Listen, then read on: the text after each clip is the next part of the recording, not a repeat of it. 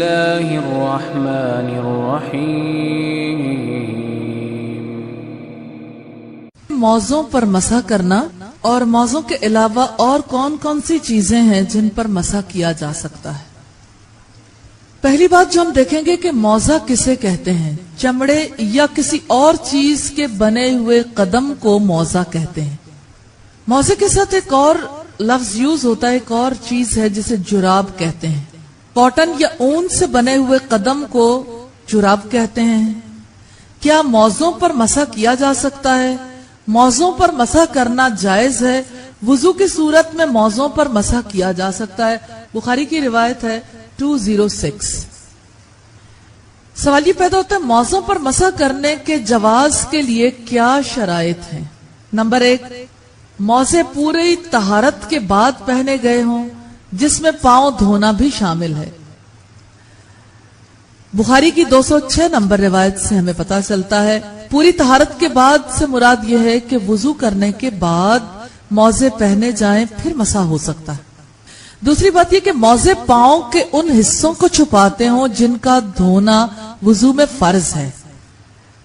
یعنی اگر موزے پورے حصوں کو نہیں چھپاتے تو اس کا مطلب یہ ہے کہ مسح کا مقصد پورا نہیں ہوتا۔ جیسے ٹخنوں سے نیچے تک کی جو ساکس ہیں تو ظاہر ہے کہ ان کے اوپر اگر آپ مسح کرتے بھی ہیں تو کچھ حصہ جو ہے اوپن رہ جائے گا، تو جس میں ٹخنے تک یعنی پورا حصہ چھپا ہوا ہو تب مسح کیا جا سکتا ہے۔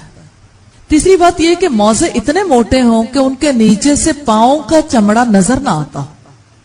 عام طور پر جیسی ساکس ہوتی ہیں بہت باریک ساکس ہوتی ہیں نیٹ والی، یا جیسے جنرلی جس میں پاؤں پوری طرح دکھتا ہے، بہت باریک ہونے کی وجہ سے ان پر مسح نہیں ہو سکتا۔ چوتھی بات یہ کہ دونوں موزے پاک چیز سے بنے ہوئے ہوں۔ پانچویں چیز ہے دونوں موزے درست ہوں، یعنی پھٹے ہوئے نہ ہوں یا اس میں سوراخ نہ ہو۔ اب ہم یہ دیکھیں گے کہ موزوں پر مسح کرنے کی مقدار کیا ہے۔ موزوں پر مسح کرنے کے لیے دونوں پاؤں کی انگلیوں سے لے کر پنڈلی کے اوپر تک کا حصہ شامل ہے، یعنی جہاں تک وضو کا سارا سلسلہ ہوتا ہے وہیں تک مسح کیا جاتا ہے۔ لیکن یہ مسح کیسے کیا جائے؟ موزوں پر مسح کرنے کے لیے افضل یہ ہے کہ دائیں کو مقدم کیے بغیر دونوں پر ایک ساتھ مسح کیا جائے۔ دوسری بات یہ ہے کہ دونوں ہاتھوں کی کھلی ہوئی انگلیوں سے دونوں پاؤں کی انگلیوں سے لے کر پنڈلی کے اوپر تک مسح کیا جائے۔ تیسرا ہے موزوں کے نچلے حصے یا پیچھے کے حصے کا مسح کرنا سنت نہیں، یعنی جیسے وضو کیا جاتا ہے نا تو پوری ایڑیاں بھی اور نیچے کا حصہ بھی اور تمام حصے تک پانی پہنچانا ضروری ہے۔ جس وقت موزوں پر مسح کیا جاتا ہے صرف اوپر والے حصے پہ، اور پچھلے حصے تک لے جانا درست نہیں ہے کیونکہ سنت سے ثابت نہیں ہے۔ چوتھی بات یہ کہ چمڑے کے موزوں کا دھونا مکروہ ہے، اور پانچویں بات یہ کہ ایک بار سے زائد مسح کرنا مکروہ ہے۔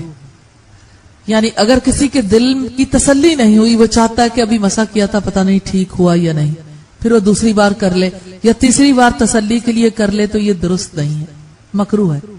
جیسے موزوں پر مسح ہوتا ہے ایسے ہی پگڑی پر بھی مسح ہو سکتا ہے۔ سوال یہ پیدا ہوتا ہے کیا پگڑی پر مسح کیا جا سکتا ہے؟ پگڑی پر مسح کرنا کچھ شرائط کے ساتھ جائز ہے۔ ابو داؤد کی روایت 147 اور ترمذی کی 100 سے پتہ چلتا ہے۔ پگڑی پر مسح کرنے کی شرائط دیکھیں گے۔ نمبر 1، طہارت صغرا یعنی وضو کے لیے مسح کیا جا رہا ہو۔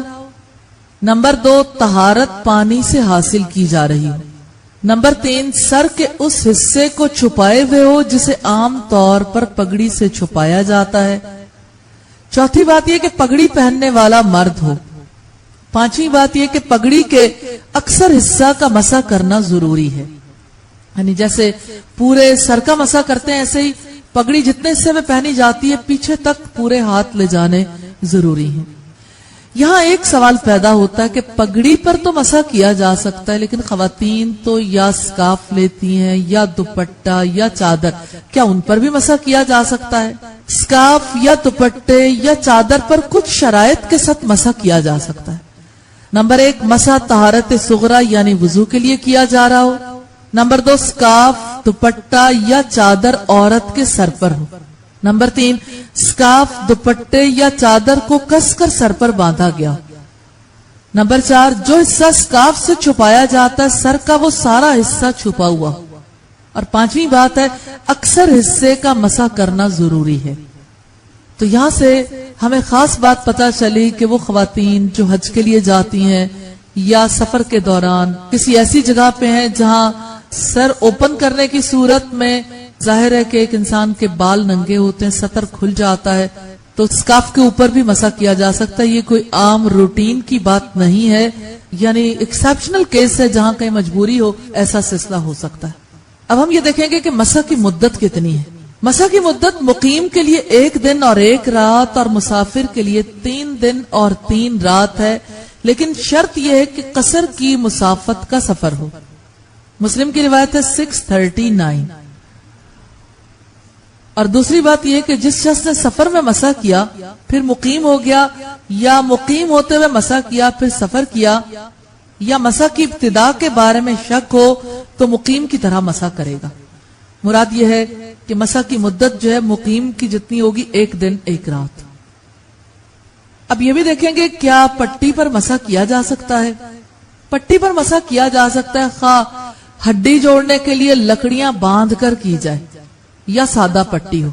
इब्ने माजा की रिवायत है 657 जिससे हमें ये पता चलता है। ये भी देखेंगे कि पट्टी पर मसा करने की क्या शराइत है। नंबर 1, पट्टी पर मसा करने की जरूरत हो, बिला जरूरत पट्टियां बांध के उस पर मसा नहीं किया जा सकता। नंबर 2, पट्टी की जगह पर ही मसा किया जाए। नंबर 3, पट्टी पर मसा करने और बाकी आज़ा को ऊपर तले धोया जाए। अबू दाऊद की रिवायत 336 से पता चलता। चौथी बात, ये पट्टी पर मसा के लिए पट्टी बांधने से पहले बावुजू होना जरूरी नहीं है और ना कोई मुद्दत की शर्त है। इस वजह से कि पट्टी नॉर्मली आम हालात में नहीं बांधी जाती, किसी जख्म पर किसी तकलीफ की वजह से बांधी जाती है, तो उसके लिए जाहिर है पहले वुजू करने की शर्त बाकी नहीं रखी जा सकती। दूसरी बात यह है कि आम तौर पर जैसे मुसाफिर है या मुकीम मसा कर रहा है तो उसकी जरूरियात मुख्तलिफ है और एक बीमार आदमी की जरूरत मुख्तलिफ है। तो बीमार आदमी की पट्टी फर्ज करें जैसे किसी को प्लास्टर लगा है और प्लास्टर लगा है 3 वीक्स के लिए, तो क्या यानी 3 दिन के बाद या 1 दिन के बाद वो दोबारा प्लास्टर खुलेगा? खुल ही नहीं सकता। इसलिए उसके ऊपर मसा किया जा सकता, उसमें कोई हरज की बात नहीं है। और आम हालात में तो इसका मामला मुख्तलिफ है, लेकिन इसके लिए ना तो पहले धोना शर्त है और ना ही ये शर्त है कि इतने दिनों के बाद, इतने वक्त के बाद जो है दोबारा वुजू करने की जरूरत। जब पट्टी खुल गई, जितने दिन के बाद भी खुली या प्लास्टर खुल गया, तो फिर जो है उसको धोया जा सकता है, यानी जिसकी वजह से इंसान को नुकसान ना हो। तो ये अल्लाह रब्बे करीम की तरफ से हमारे लिए सहूलतें हैं। तो अल्लाह ताला से ये दुआ है कि हमें हक पर चलने की तौफीक अता फरमाए।